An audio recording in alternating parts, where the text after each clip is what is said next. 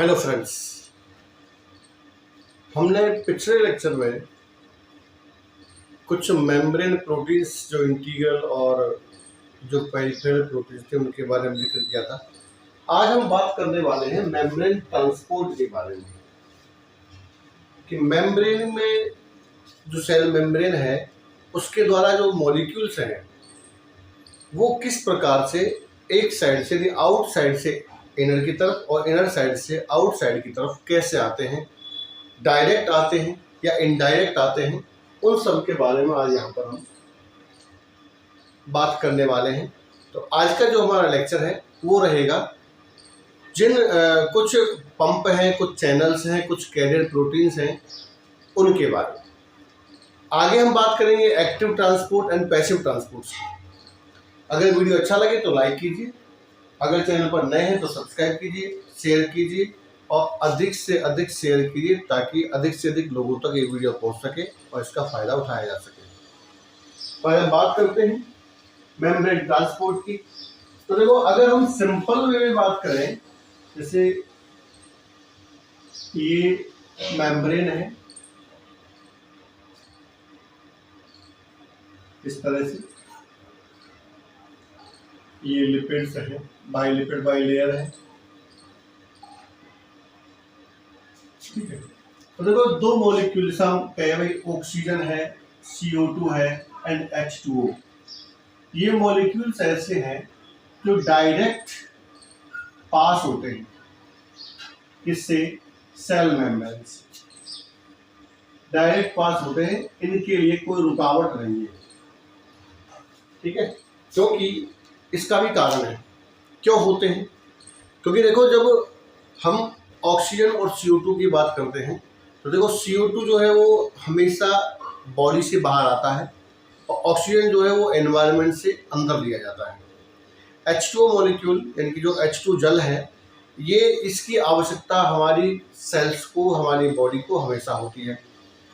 दूसरी बात ये है कि ये जो मॉलिक्यूल्स हैं इनका आकार बहुत छोटा होता है, इसलिए आसानी से ओनली डिफ्यूजन के द्वारा, जो विसरण होता है उसके द्वारा आसानी से, यानी कि देखो, बात यह है कि जब हम, ये हमारा सेल का इनर साइड है और ये हमारा आउट साइड है, इधर ये सेल वॉल की तरफ है, इधर ये साइटोसोल की तरफ है। तो मान लो हम कह रहे हैं भाई ऑक्सीजन जो है वो बाहर से अंदर की तरफ आता है। क्यों आता है? क्योंकि यहाँ देखो, जैसे ये अंदर आ गया सेल के अंदर, तो ये पहले लंग्स में आता है, लंग्स से फिर ये फुल बॉडी के अंदर जितनी भी सेल्स होती है सब के अंदर ये ट्रांसपोर्ट होता है ना। तो CO जो ऑक्सीजन है ये कन्वर्ट किस में हो जाता है, बाद में CO2 में हो जाता है, क्योंकि ये भोजन का ऑक्सीकरण करता है और ऑक्सीकरण होने से CO2 बनती है। अब कुल मिलाकर के बात ये है कि concentration of O2 in the cell always low, यानी कि हमेशा CO2 की जो कंसंट्रेशन है वो हमेशा लो होती है, इसलिए हम सांस ले पाते हैं आसानी से। ऑक्सीजन इस मेम्ब्रेन के थ्रू हमारी बॉडी के अंदर, हमारे सेल में चला जाता है। अब देखो, सेल के अंदर होता क्या है, सेल में हो रहा है रेस्पिरेशन, रेस्पिरेशन से बनती है CO2 और ये CO2 फिर लगातार बाहर की तरफ जा रही है, क्योंकि एनवायरनमेंट में CO2 की कंसंट्रेशन कम है और हमारी सेल के अंदर या लंग्स में CO2 की कंसंट्रेशन ज़्यादा है, इसलिए ऑटोमेटिक ये सब कुछ हो रहा है। दूसरी बात ये है कि ये जो मॉलिक्यूल्स हैं, ये वाले, ये molecules easily soluble in membrane. मैंने बताया था आपको कि इनके ऊपर कोई आवेश तो है नहीं, ये न्यूट्रल है, कोई आवेश नहीं है। और जब न्यूट्रल है तो ये आसानी से, जो लिपिड की बाइलेयर है इसमें बाहर की तरफ ग्लिसरॉल फॉस्फेट है, तो उसमें ये आसानी से सॉल्यूबल हो जाते हैं और इस प्रकार से सॉल्यूबल होने के कारण ये इधर से इधर आ जाते हैं। ये तो रही भाई छोटे मॉलिक्यूल्स की बात, स्मॉल मॉलिक्यूल्स जिनके ऊपर कोई आवेश नहीं है, जिसमें से ऑक्सीजन, CO2 एंड ये अपना H2O आता है। लेकिन अगर मैं ये कहूँ कि आयंस, चाहे वो कोई सा आयन हो, ions cannot cross, cannot pass from membrane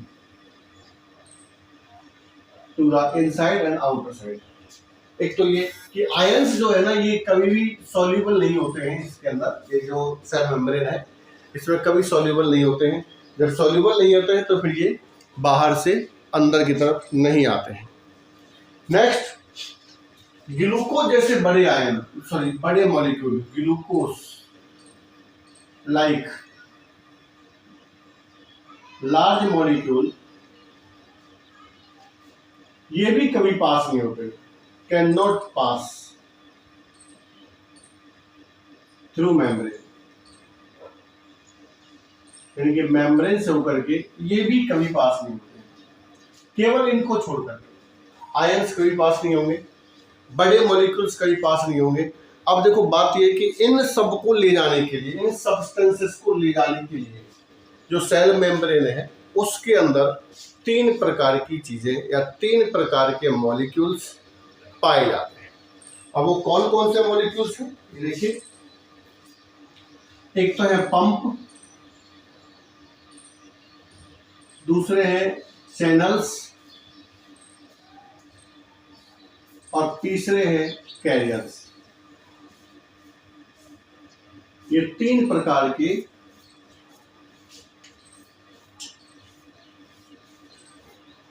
proteins हैं, वैसे पंप, चैनल्स एंड कैरियर्स पाए जाते हैं। इनसे होकर के विभिन्न प्रकार की आयन और विभिन्न प्रकार के बड़े मॉलिक्यूल आसानी से इस सेल मेम्ब्रेन के आर पार जाते हैं। तो आज का हमारा लेक्चर इनके ऊपर रहेगा, क्या पंप क्या होते हैं, चैनल्स क्या होते हैं और कैरियर्स क्या होते हैं।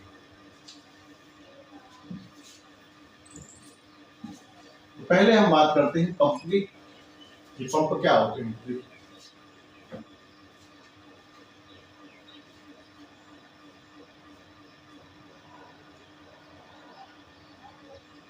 पंप्स, देखो इस पंप को हम बिल्कुल अपने घरों में लगी हुई वाटर की जो सप्लाई करने वाली जो मोटर होती है उसके द्वारा हम इसको तुलना कर सकते हैं। कैसे कर सकते हैं? देखो कि मोटर का यूज हम दोनों तरह से कर सकते हैं। अगर हमें अधिक कंसंट्रेशन से कम कंसंट्रेशन की तरफ भेजना हो, यानी कि किसी टैंक से पानी ऊपर खींचना हो, तो हम इसका यूज कर सकते हैं। दूसरा, हम इसको लो कंसंट्रेशन से हाई की तरफ भी भेज सकते हैं, लेकिन दोनों ही कंडीशन में हमको एनर्जी की आवश्यकता पड़ेगी। ठीक है, ये पंप होते हैं, यानी कि कुल मिलाकर के इनको एनर्जी की रिक्वायरमेंट होती है। ये पंप, यानी कि पंप जो है मॉलिक्यूल्स को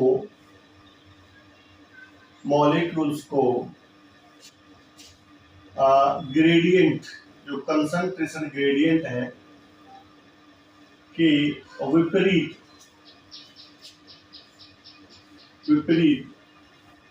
ट्रांसपोर्ट करते हैं।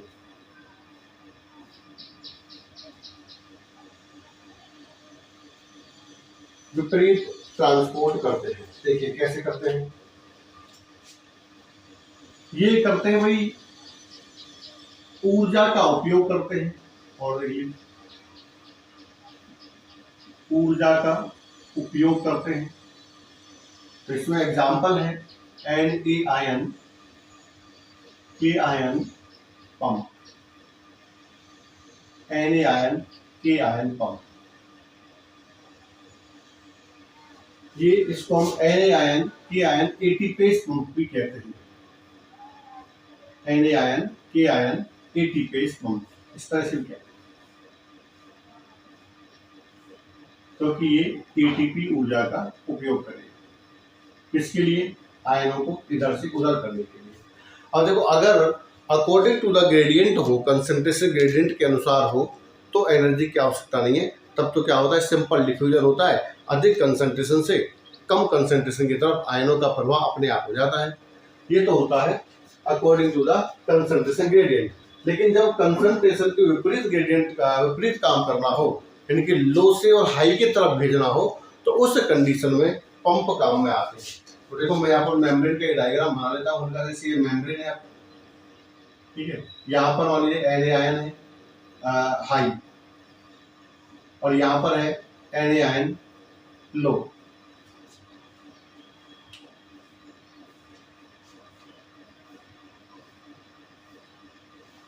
ठीक है। लेकिन सेल की अगर हम बात करते हैं तो यहाँ पर बाहर की साइड में ये हाई होता है और इस जगह पर ये लो होता है। तो आप देखिए यहाँ पर ये हाई है और यहाँ पर ये लो है। के आयन की कंसंट्रेशन देखें तो यहाँ पर ये लो होता है और यहाँ पर ये हाई होता है।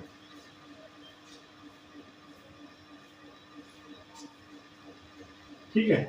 तो इस कंडीशन में जब यहाँ पर होते हैं पंप, अब ये पंप जो है हम देखते हैं पंखे मानते हैं, इस तरह ये पंप है इस तरह से। तो ये पंप क्या करते हैं, यहाँ से लगातार चल रहे हैं, एनर्जी का उपयोग करते हैं एटीपी का, और ऊर्जा का उपयोग करके ये लगातार चलते रहते हैं। तो एन आयन को लो कंसंट्रेशन से भी हाई कंसंट्रेशन की तरफ भेजते रहते हैं। और एक दूसरा यहाँ पर होगा जैसे ये, तो ये क्या करता है, एन आयन की पूर्ति करने के लिए के आयनों को लो से हाई की तरफ भेजेगा।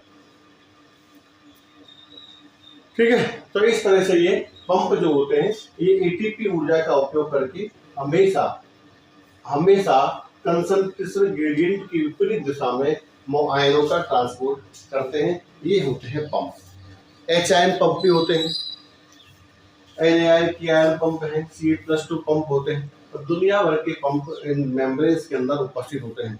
हम यहाँ पर केवल बात कर रहे हैं आरबीसी की जो मेम्ब्रेन है उसकी, क्योंकि हमने ज़्यादातर जो डिस्कस किया है या स्टडी की है वो अब तक आरबीसी की मेम्ब्रेन का ही किया है। नेक्स्ट दूसरे हैं चैनल्स। देखो एक चीज और है भाई, अगर एनर्जी का उपयोग हो, ठीक है, अगर एनर्जी का उपयोग हो तो वो होता है एक्टिव ट्रांसपोर्ट। तो अगर यहाँ पर देखें तो एन आयन के आयन पंप जो एटीपी जो पंप है ये एटीपी ऊर्जा का उपयोग करते हैं। तो इसलिए हम इसको एक तरह से active transport, primary active transport भी मान सकते हैं। लेकिन ये होता किससे है, पंप की सहायता से होता है। तो pump, channels and proteins, these all are transmembrane protein. ये भी ध्यान रखना है, ये आप बिल्कुल ध्यान रखना।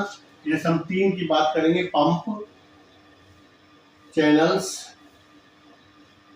And carriers, these all are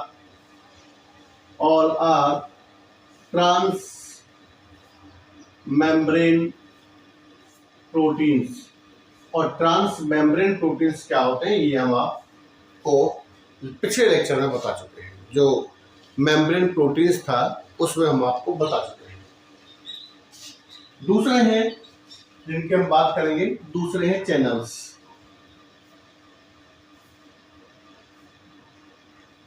channels एक तरह से टनल्स की तरह होते हैं।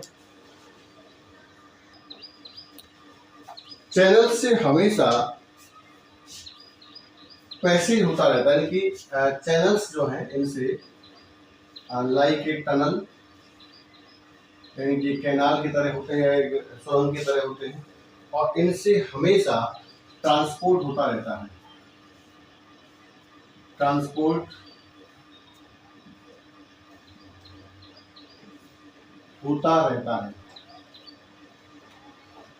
ठीक है, इनसे हमेशा ट्रांसपोर्ट होता रहता है।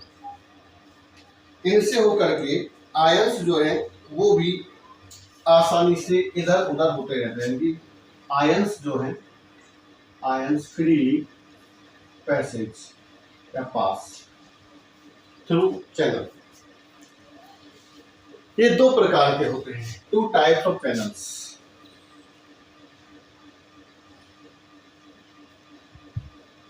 Two types of channel. Two types कौन कौन से हैं? एक तो होते हैं पोर्स। पोर, देखो पोर का मतलब हम कहते हैं पोर्स, ये जो पोरिन्स है या पोर्स है इनको हम सिंपल छिद्र कहते हैं। छिद्र ये ऑलवेज ओपन होते हैं, यानी कि हमेशा खुले हुए ही होते हैं, ठीक है, ये कभी बंद नहीं होते। और इस प्रकार के जो पोर्स हैं ये वही एग्जाम्पल हैं इनके कुछ, जैसे पोरिन्स हैं और न्यूक्लियर पोर कॉम्प्लेक्स है, न्यूक्लियर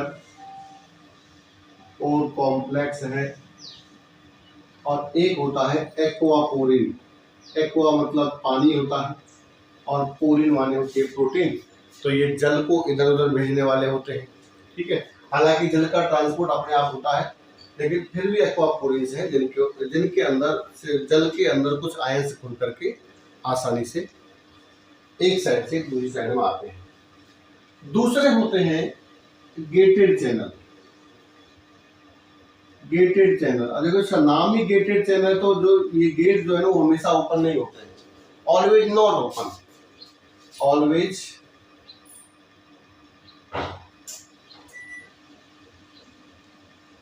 नॉट ओपन, हमेशा खुले हुए नहीं होते। जब हमेशा खुले हुए नहीं होते तो सीधी सी बात है कि इनसे होकर के ट्रांसपोर्ट जो है वो हमेशा नहीं होगा। ये एक कंडीशन में खुलते हैं, अगर गेट ओपन होगा तो आयन मूव करेगा, सीधी सी बात है, और अगर गेट क्लोज होगा तो ion can not move, ion move नहीं करेगा, ठीक है। अगर गेट ओपन होगा तो आयन मूव करेगा, और अगर गेट क्लोज होगा तो आयन बिल्कुल भी मूव नहीं करेगा। इस आधार पर ये भी दो प्रकार के होते हैं, जो गेटेड चैनल्स हैं ये भी दो प्रकार के हैं।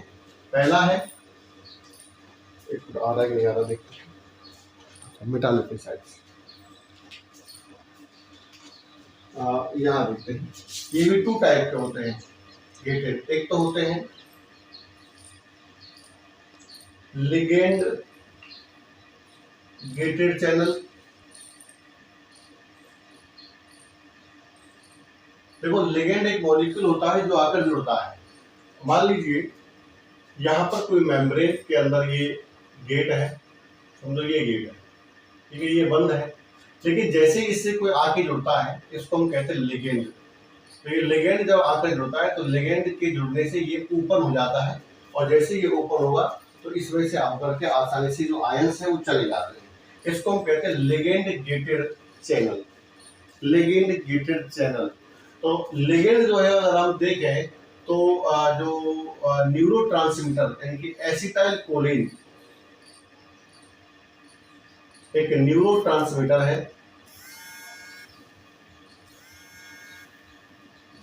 तो यहाँ पर ये एक लिगेंड की तरह कार्य करता है। किसके लिए कार्य करता है? ये कार्य करता है जब Na आयन की जो एंड प्लेट होती है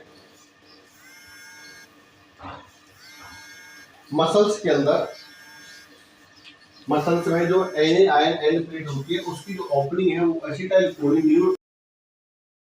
तो गेटेड चैनल्स जो है ये भी दो प्रकार के होते हैं। गेटेड चैनल्स ये भी दो प्रकार के हैं। कौन कौन से हैं? एक तो है लिगेंड गेटेड चैनल, और दूसरे होते हैं वोल्टेज गेटेड चैनल।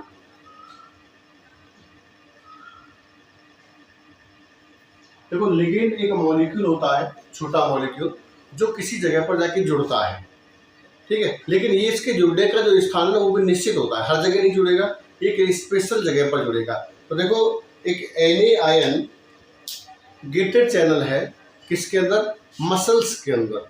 उससे जब एक न्यूरोट्रांसमीटर जिसका नाम है एसिटाइल कोलिन जुड़ता है तब वो Na आयन ये लिगेंड गेटेड चैनल एक्टिवेट होता है। देखो कैसे, जैसे ये मेम्ब्रेन है मसल्स के सेल्स में, ठीक है, और ये है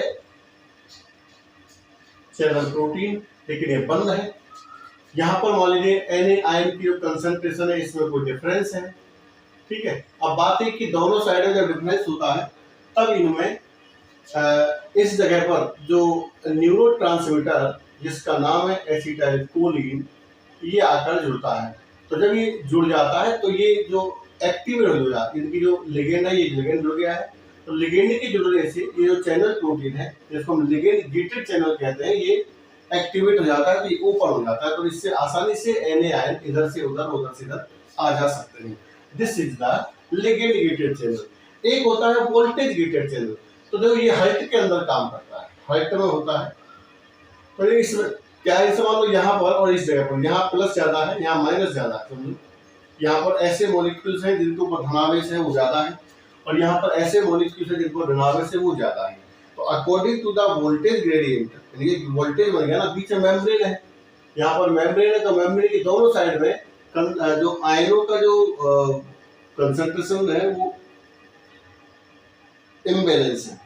तो इसको बैलेंस करने के लिए इधर से ये और इधर से ये, या तो इधर से ये आएंगे या फिर इधर से ये जाएंगे, इससे क्या है बराबर हो जाएगा। तो उस कंडीशन में जब ट्रांसपोर्ट होता है, जो चैनल्स होते हैं जो काम करते हैं उनको हम कहते हैं वोल्टेज गेटेड चैनल्स। तीसरे होते हैं कैरियर्स।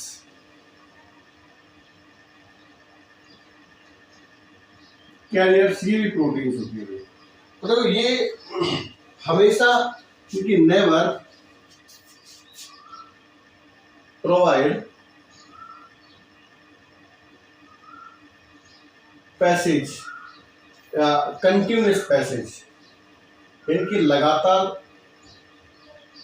ट्रांसपोर्ट नहीं करते हैं। नेवर प्रोवाइड कंटिन्यूस पैसेज, यानी कि हमेशा जो ट्रांसपोर्ट है वो प्रदान नहीं करते या प्रोवाइड नहीं करते, ये समय समय पर करते हैं। कैरियर्स प्रोटीन है, ले जाने वाली है, यानी कि ये ऐसी प्रोटीन्स हैं, जैसे मान लो ये मेम्ब्रेन है, इस मेम्ब्रेन के अंदर ये प्रोटीन्स पाई जाती है जो किसी मॉलिक्यूल को लेकर जाती है, अपने आप नहीं जाएगा। यहाँ तो क्या है, देखो एक चैनल है, टनल है, तो खुल जाता है। पंप जो है वो उठा के और बाहर फेंक देता है। ये टनल्स है, ये एक मतलब एक तरह से एक होलो वेसल्स की तरह या एक सुरंग की तरह खुल जाती है, जबकि ये कैरियर प्रोटीन्स है, ये खुद लेके जाएंगी उसको, इनकी संरचना में परिवर्तन होगा तो ये खुद लेके जाएंगी। तो देखो ये इनमें अगर हम देखें ना संरचना, तो इनकी जो संरचना है वो किस तरह की होती है, थोड़ा आपको मिलता है कि जैसे ये है, मान लो इसमें 2 गेट होते हैं इस तरह से, 2 गेट होते हैं। यहाँ पर कोई मॉलिक्यूल है जिस मॉलिक्यूल को इसे ट्रांसपोर्ट करना है, ये मेम्ब्रेन के अंदर है। तो ये मॉलिक्यूल जब इधर आता है ना, सीधी सी बात है भाई, यहाँ पर एटीपी का यूज नहीं होगा, ये एक तरह से पैसिव ट्रांसपोर्ट है, ठीक है। और इस समय ये जब इधर मान लो कंसंट्रेशन कम है, इधर ज्यादा है, तो ये इसके पास आएगा, तो इसकी जो गेट है ना ये खुल जाएगा। कैसे खुलेगा देखिए,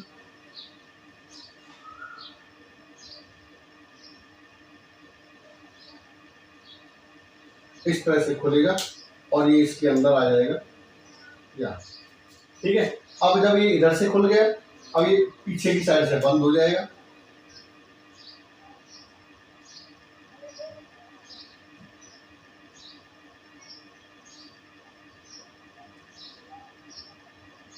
इस तरह से, और जो मॉलिक्यूल है वो यहां से निकल करके यहाँ, इस तरह से 2 गेट होते हैं, एक समय में एक खुलता है तो दूसरे समय में दूसरा खुलता है। तो ये कैरियर प्रोटीन है जो मेम्ब्रेन के अंदर पाई जाती है। तो ये कैरियर प्रोटीन्स भी 3 प्रकार की, यानी कि 3 टाइप्स ऑफ कैरियर्स होते हैं। 3 टाइप्स ऑफ कैरियर।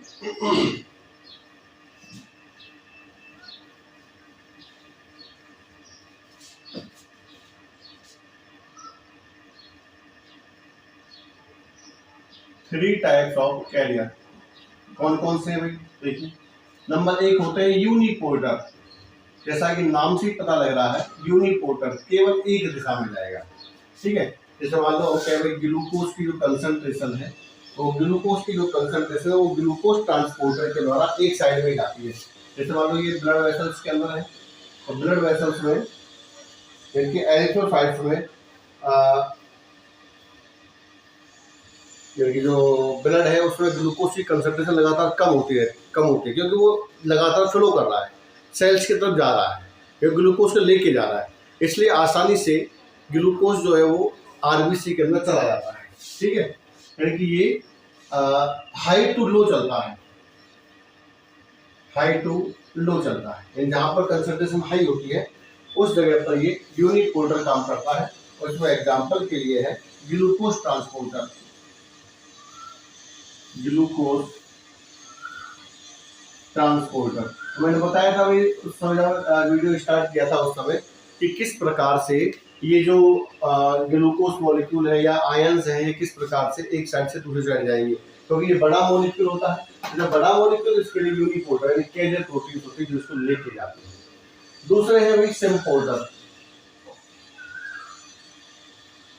सिम्पोर्टर का मतलब होता है साथ साथ एक साथ दो चीज जाएंगी, ठीक है। Low to high intestine and kidney, यानी कि इसमें ये दो चीज जो है इससे चाहे तो वो NaIN हो और चाहे वो KIN हो, ये दोनों एक साथ जाएंगे। तो इसको NaIN KIN सिम्पोर्टर या NaIN KIN प्रोटीन्स भी कहते हैं।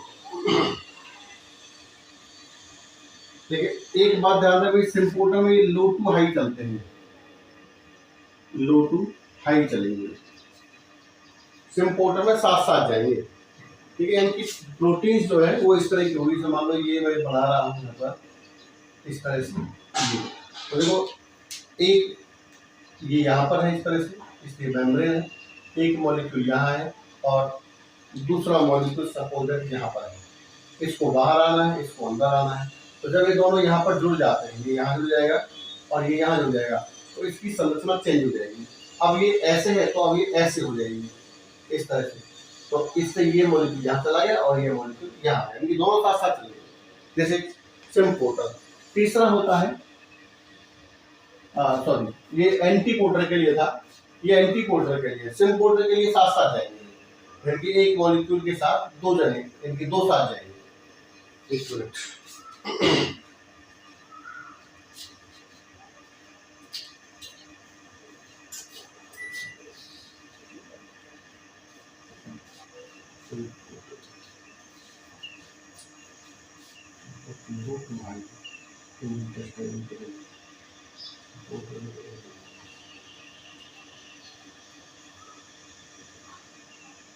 तीसरा होता है एंटीपोर्टर। एंटीपोर्टर में एक अंदर जाएगा तो एक बाहर आएगा, यानी कि दोनों जैसे हम कह रहे हैं Cl- एंड बाइकार्बोनेट आयन जो है ये एक एंटीपोर्टर के द्वारा अपोजिट डायरेक्शन में चलते हैं, अपोजिट डायरेक्शन में, और यहां पर ही चलेंगे सेम डायरेक्शन में। यानी एंटीपोर्टर को हम यहाँ पर समझ सकते हैं कि इस तरह से ये एक मॉलिक्यूल है, मान लीजिए इस तरह से, यहाँ पर ये ऐसे है, ठीक है। इससे दो मॉलिक्यूल जुड़े हैं, मान लो एक जुड़ा ये सेल मेम्ब्रेन है। अब जब जुड़ जाते हैं तो इनको इसकी संरचना बदल जाती है, यानी कि अब ये ऐसे हैं और ये ऐसे हो जाएगा इस तरह से। तो जो मॉलिक्यूल्स है जो ये है वो यहाँ चला जाएगा और जो ये है वो यहाँ आ जाएगा। तो दिस इज एंटीपोर्टर, दोनों जो है विपरीत दिशा में जाते हैं, तो इसको हम कहते हैं एंटीपोर्टर। तो ये कुछ प्रोटीन्स जो सेल मेम्ब्रेन के अंदर पाई जाती हैं, जिनमें पंप होते हैं, चैनल्स होते हैं एंड कुछ कैरियर्स होते हैं। अब नेक्स्ट वीडियो में हम बात करेंगे passive transport and active transport के कौन कौन से तरीके हैं और कैसे होता है। वीडियो को देखिए, लाइक कीजिए, कमेंट कीजिए, सब्सक्राइब कीजिए, शेयर कीजिए। Thank you very much.